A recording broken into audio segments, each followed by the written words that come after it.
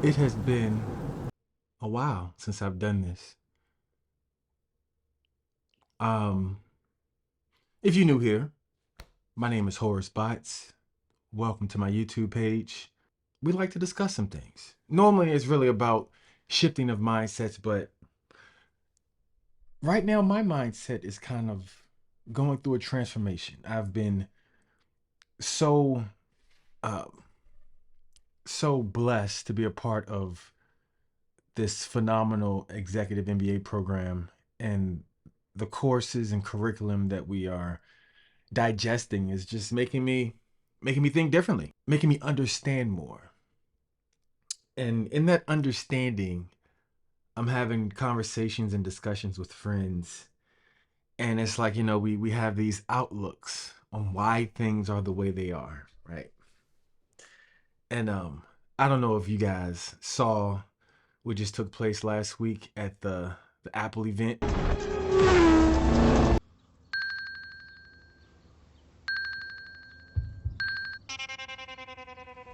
Apple is bringing out some of the most incremental changes, but absolutely in line with their business model when it comes to servicing their customers, when it comes to making sure that their customer base gets what they need. And of course, my friends that are the Android faithful. The iPhone 15 Pro Max has one of the best cameras in Apple's history, with a periscope zoom lens that bumps the optical zoom from 3 times to 5 times, all for the extra price of a total of $1,200. But once you look past most of the noise, you'll quickly realize that once again, there's nothing really new. A better camera, sure, some cool extra add-ons, but nothing game-changing or meaningful. They had some dialogue for me, It's just a new camera, just a faster processor. Nothing's changed. Android is the superior device. And as a former engineer, because the mindset is transforming, I understand how they feel. But as an Apple faithful, you don't understand Apple's business model. So let's unpack that. First, I'm gonna give shout outs to the Android people, okay? To all my Android people that have given me all the rhetoric, I'm gonna go ahead and list the things that Android has come out with first on their mobile device. It's gonna blow your mind. Android came out with everything first. Home screen widgets, support for third-party keyboards, copy and paste, push notifications, interactive notifications, over-the-air updates, the notification center, multitasking capabilities, side-loaded apps, which Apple still doesn't do that, disabling built-in apps, which Apple just started doing that, custom wallpapers, live wallpapers. I mean, that's great, okay? That's cool. Android's come out with everything first. They came out with Google Pay years. I mean, like 3-4 years before Apple Pay. So ask yourself this. Why wasn't it adopted? Why was it then when Apple Pay came out, everyone was like, oh man, you can pay with your phone. And every Android person was like, we could do that 3 years ago. I'm not going to say that you guys don't matter. I'm going to say it's about the innovation cycle and about adopting that functionality at the right time with the right context and the right message. What am I describing? For my teachers that may ever see this, we're talking about branding, baby. And one of my professors said the most unforgettable thing. He said the right brand, and I'm talking about Apple when I say the right brand. The right brand is a monopoly of the mind. Let that sit. I'm like, oh. When he said that, I said, as I looked at my Apple Watch and touched my Apple iPhone and was looking at my MacBook Pro right next to my iPad Pro. What? My mind is all about Apple, baby. But it's not because that they are a product company. That's the thing that it's kind of confusing. Like, yes, Apple sells products. They come out with products every single year. It's because, one, they have one of the most pristine brands that originally was just built on something as simple as it just works. It just works the way it ought to. So it all just works. It just all works. And it just works really, really well. It works seamlessly. And it works seamlessly. Seamlessly. Just works seamlessly together. And they work seamlessly. But that it just works is indicative of what their company is really about. Their company is a service company. These products, they're just conduits for you to use their magnificent service. And when I say magnificent, it's like ease of use. I'm an engineer. I like tinkering. I like to have some complex, engagement with my devices sometimes, but sometimes I just need things to work. Especially if I give something to my parents, I need it to work. I don't need to be long distance IT every single day. And with Apple, I don't have to be because it just works. That is their brand. They are a service company. Apple takes a product but looks at it through a service lens. They are true proponents of the agile process. They understand their stakeholders. They understand what their requirements are. What's the necessary functionality? What's the ease of use? Their user stories are phenomenal. And they go in there and they make sure that when they introduce a product, that the service that the customer will get is immaculate. It takes something so complex like a ProRes video, right?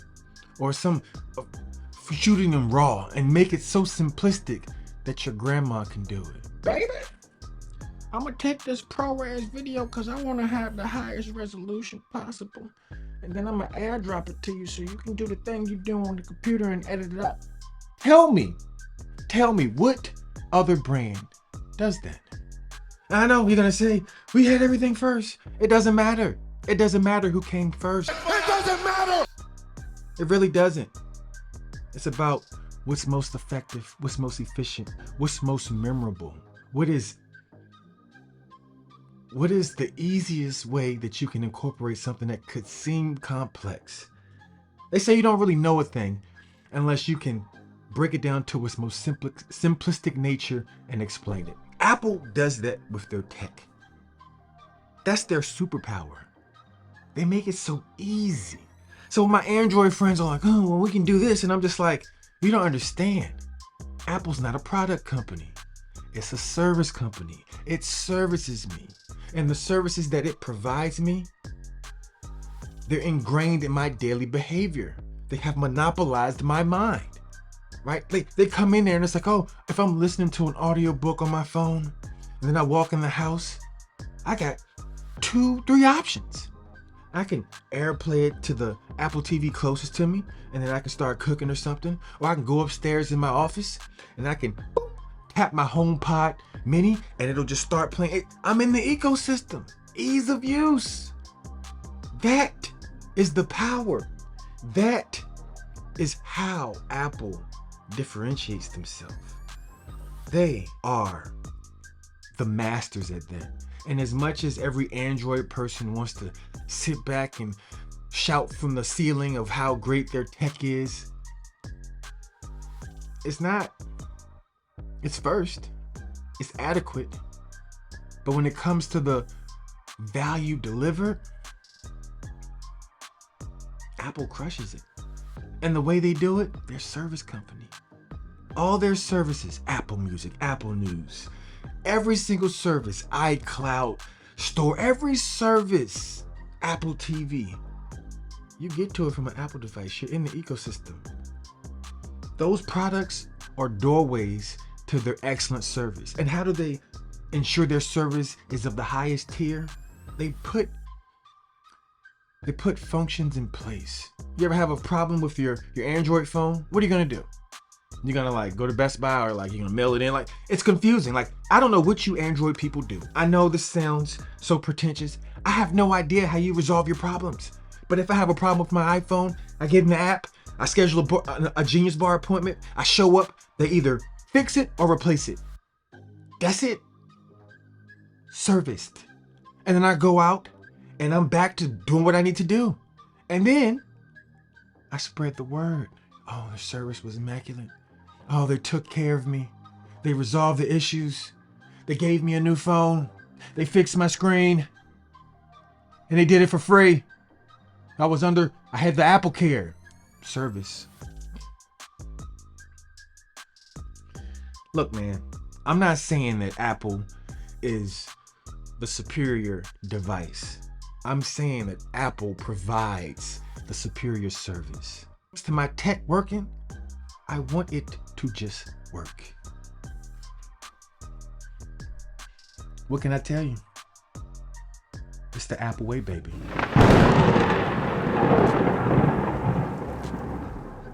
I was about to end it, but there was one last thing.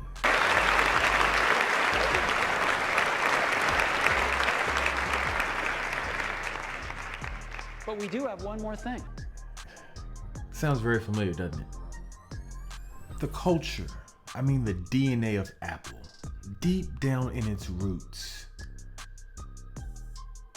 Yes, they've had amazing products. They've revolutionized multiple industries. And you're like, what did they revolutionize? Do you remember music before the iPod? Like, do you remember? You remember how you consumed it? Like, I remember.